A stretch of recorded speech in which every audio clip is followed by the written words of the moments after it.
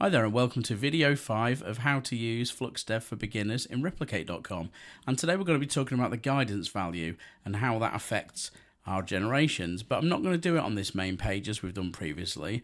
I'm going to use the replicate playground feature, which is just at the top right here from your main model page. You'll see it says playground.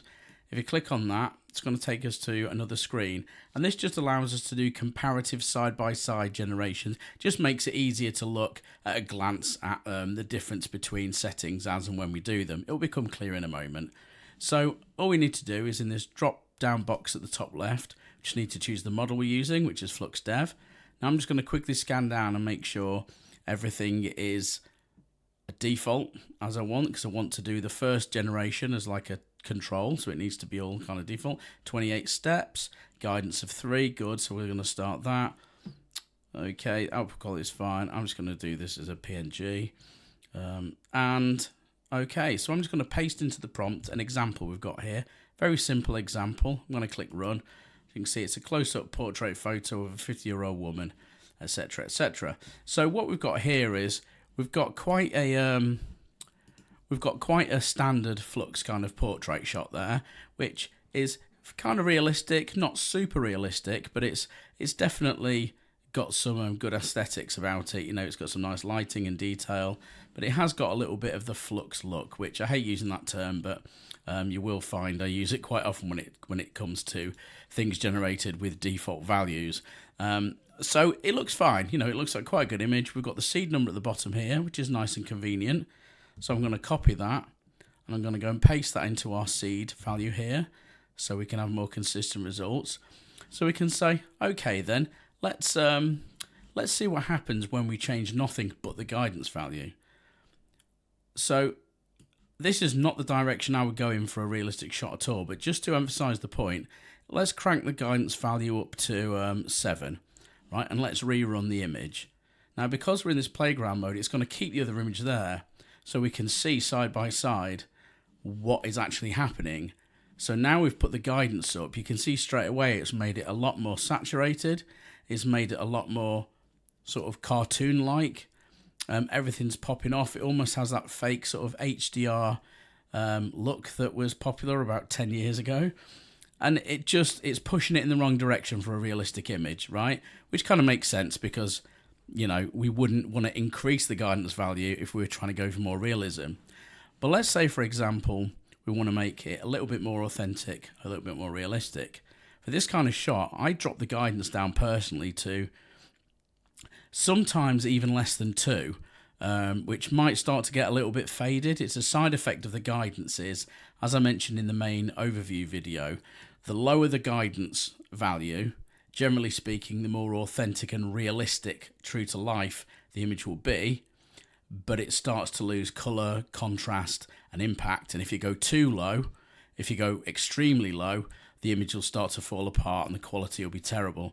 And obviously the higher you go, as you saw there, the more kind of saturated and processed the image looks, but it's more likely going to give you what you want in terms of creative prompting, which we will get onto soon because I've got another example after this that will show that off quite well. So I'm going to go 2. So let's go to guidance number 2, and I'm going to run this again.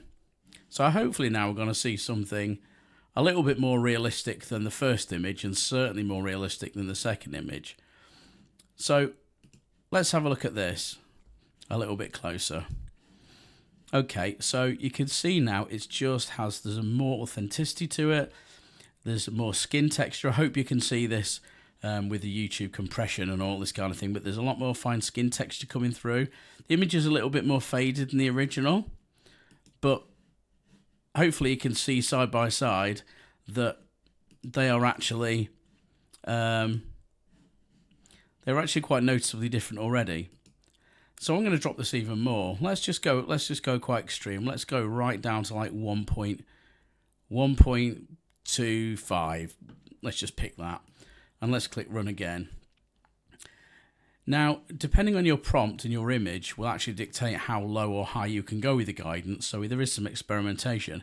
So if we now look at this one, you can see again, okay, it's looking even more realistic now. We've got just more realistic patterns, just everything has a little bit more authentic look. That's the best way I can describe it.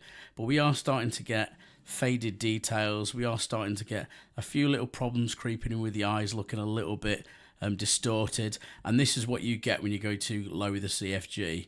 The guidance value. You'll start to get those little problems creeping in. So it's about finding a balance again, and the balance on this one for me will probably be what we did for this image here. I think that looks like a good compromise, and this will also help you avoid somewhat that flux chin that you get with a lot of the time with people, where you get this dimple on the chin in a lot of the models. If you start to see that and you don't want it, the best thing to do is to drop your guidance value down. Okay, so now we've done those, but let's look at more of a creative prompt. So I'm just going to paste something else in here.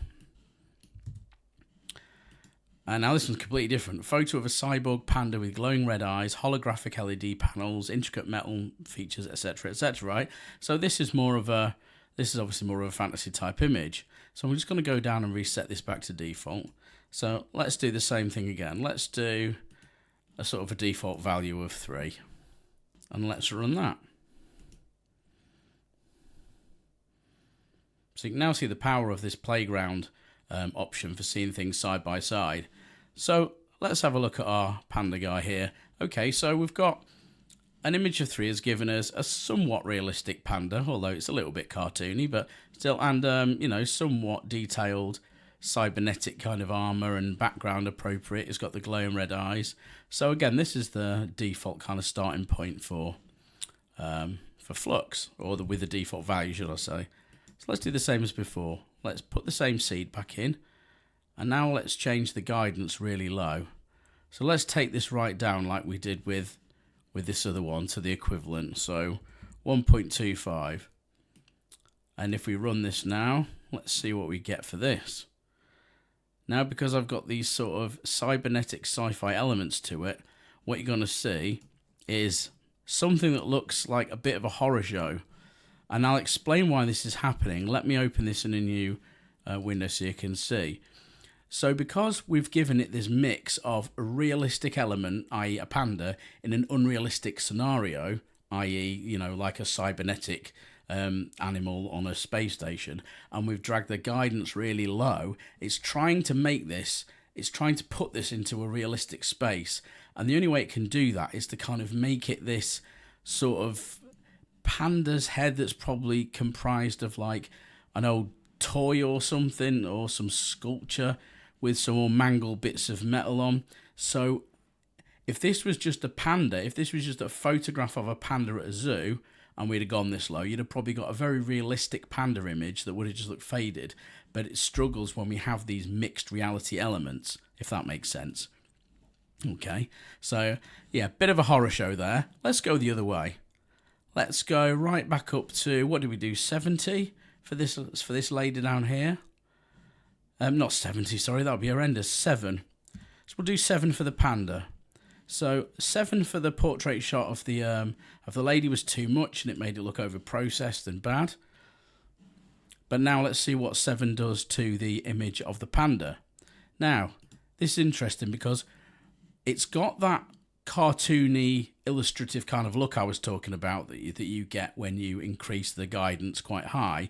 But for this kind of image, it might be what you want, because what it also allows is for those non-realistic, i.e. fantasy elements of like the cybernetic suit and things like that really come to life, because it's allowing it to take more creative license with the image and actually take your prompt more literally. And so it's going, okay, well, I can't generate a realistic panda in an unrealistic scenario, so when the guidance is this high, it's just kind of doing what it can to make your prompt happen, and that is at the loss of some realism, but at the overall aesthetic quality that you might be absolutely happy with.